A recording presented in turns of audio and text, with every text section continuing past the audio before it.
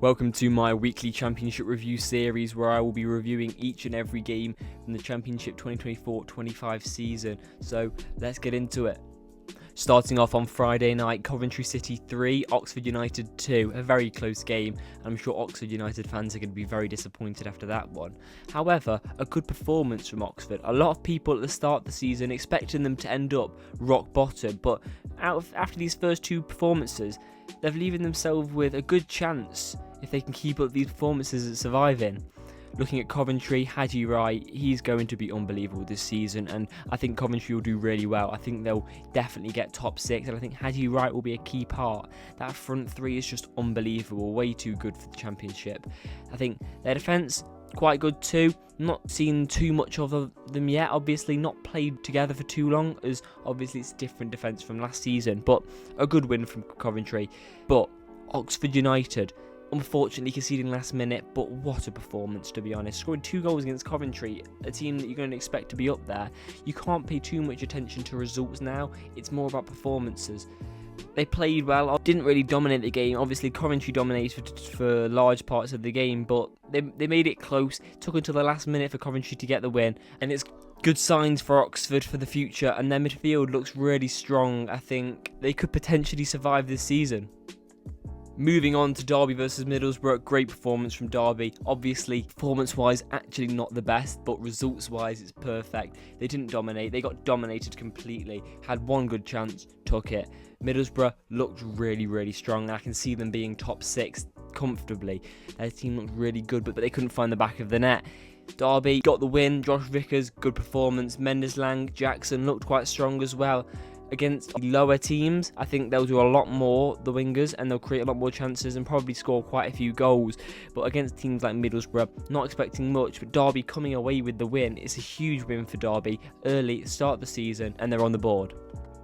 Another early kick-off, Portsmouth versus Luton, ending 0-0. I think it's a great point for both. Portsmouth, not expected to stay up as well as Derby and Oxford. Yet again, they got another point this time against 2 really big teams. First of all, it was Leeds, who were expected to get top 6, if not top 2, as well as Luton, who were also expected to be up there. But also, I think it's a great point for Luton. After having your keeper sent off in the 30th minute, to keep fighting and get a point, I think is a really good sign for them. Their defence obviously looked solid, defended quite a lot of that game. Obviously, Portsmouth had more of the ball, but neither team had too many great chances, both XG under 1. But defences look solid for both teams. Attacks look a little blunt, but I'm sure further into the season when their sharpness is up, both teams should be firing, especially that Luton Town attack. And the final early kickoff, it is West Brom versus Leeds, finishing 0-0 yet again. Both very good teams and both expected to be in the top 6. Both defences keeping the clean sheets. It was a little bit more of a boring game, not too many good chances for either team. Very low XG, the exact same for both teams of 0.7. West Brom had a bit more of the ball, which is to be expected at home, but neither team really creating any great chances. Carlos Corberán, an absolutely unbelievable manager, and I can see West Brom doing very well with him at the helm, as well as Daniel Farke. He's got promotions before, and with this Leeds side, I wouldn't be surprised if he did it again. It's a good point for both teams against very good opposition. And what a game this was. Bristol City 4, Millwall 3. A lot of goals here. Max Bird getting the man of the match, and he had a wonderful performance. I've seen him plenty of times myself as being a Derby fan, and I can see the class he has. He will be great for Bristol City in the future, and even now I can see 2 assists for him. Bristol City obviously looking quite strong in front of goal, scoring 4 goals. Also could be a little worrying for the Millwall defence as well, as they do concede 4. The keeper, Jensen, very good keeper, as we saw at Lincoln City last season. However, conceding 4 today, made a couple saves, but nothing too good. But also looking at the Bristol City defence, they did still concede 3. Both teams having very strong attacks, and there's been a lot of chances this game, with 26 shots across the 2 teams, with almost 5 XG between them as well. Bristol City having a bit more of the ball, maybe that was the reason they could create a few more good chances to score, which they did do. Millwall creating more chances, but Bristol City taking more of theirs. It's a great win for Bristol City, but a good performance from Millwall too. And this one was a surprise. Obviously, before the game, if someone told me Burnley 5, Cardiff 0, I would have said okay, and I would have thought that could be a possibility. However, looking at the stats, 0.81 XG and scoring 5 goals is unbelievable. That is awful from the Cardiff defence. Horvath conceding an own goal. They created very little as well. They only had 0.62 XG. Still had more shots than Burnley, but they did not take any of their chances. However, Burnley were very clinical. A lot of their goals probably shouldn't be going in, but they were good strikes, a lot of them. Josh Brownhill scoring a good one. Koliashvili scoring an absolute banger. I feel like they'll be up there, obviously, but it's poor from Cardiff. You shouldn't be conceding 5 goals from less than 1 XG. But it's a good performance from Burnley, and this might be a surprising one. Blackburn getting another point after a great result against Derby on the opening day. They get another result against a good Norwich side, scoring 2 goals again. Ahashi getting another one, 2 and 2 for him. Josh Sargent also scoring and getting an assist. What a player he is, and he's going to be key for Norwich this season.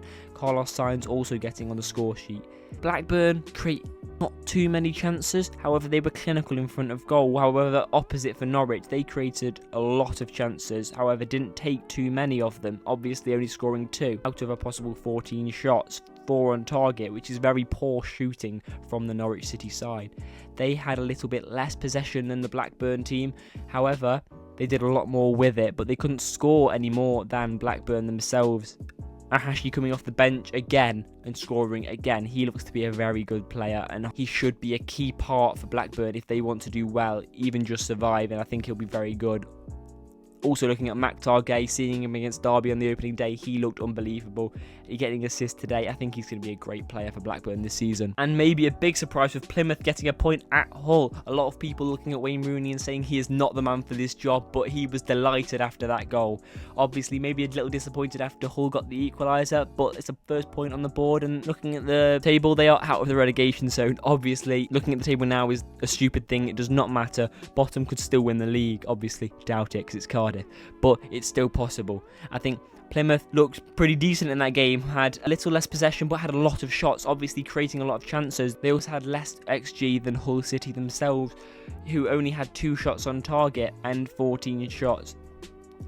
But Plymouth did take one from Sissoko. He looks to be a decent player, very young as well. It's a great strike from him. Whittaker, obviously, a lot of shots, but he did seem like maybe he doesn't want to be there. After looking at his performance in the first game, he didn't want to track back as much as usual, maybe.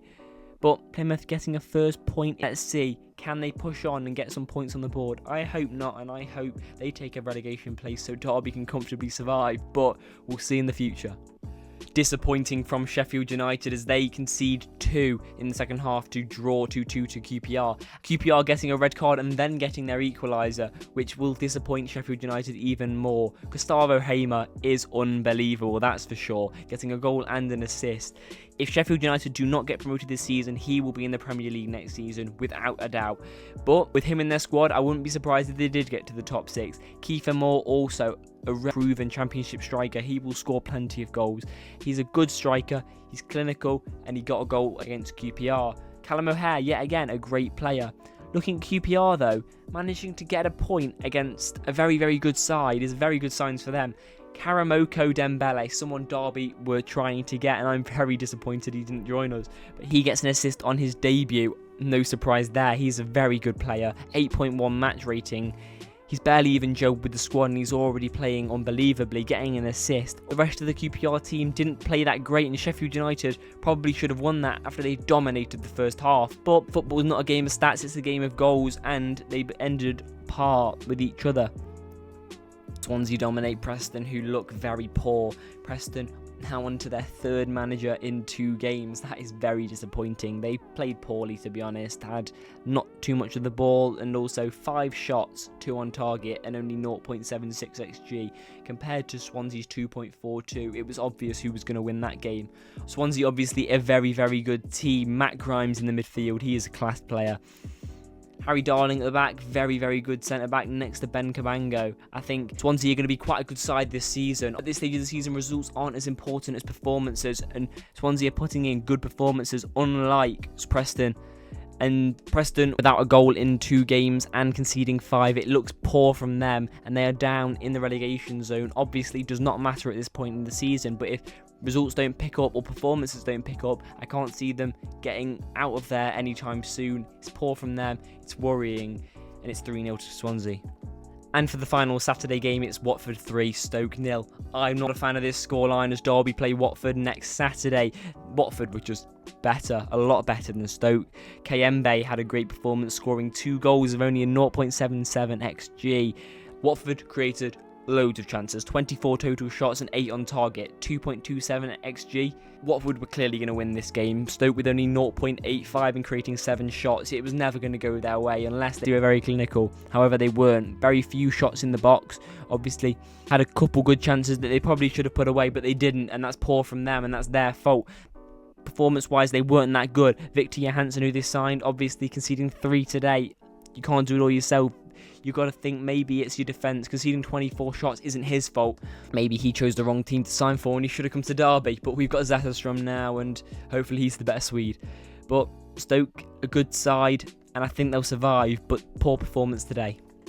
And what a game this was. Sunderland 4, Sheffield Wednesday 0. Wasn't expecting this, but Sunderland, obviously at home, they were going to play well no matter who they're playing against.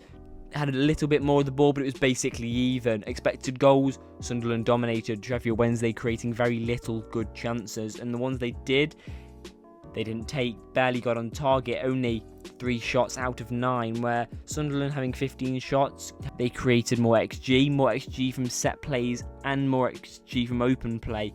It was obvious who was going to come out on tops on this one, or who had the better chances to.